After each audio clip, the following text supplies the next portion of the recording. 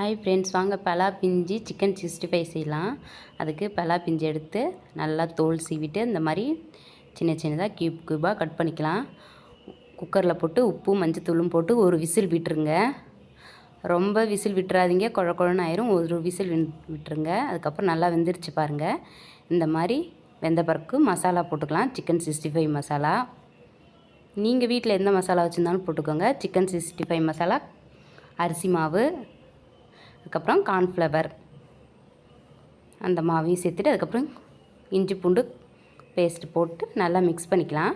பாருங்கள், நல்லா மிக்ஸ் பண்ணியாச்சு. பூ எங்களுக்கு வந்து ரொம்ப பிஞ்சு பூவாக இருந்தனால இப்படி இருக்குது. நல்லா கொஞ்சம் முத்தின பூவாக இருந்தால் அப்படியே சிக்கன் 65 மாதிரியே இருக்கும். இந்த மாதிரி உதிரி உதிரியாக வராது. பாருங்கள், செம்மையாக இருந்துச்சு.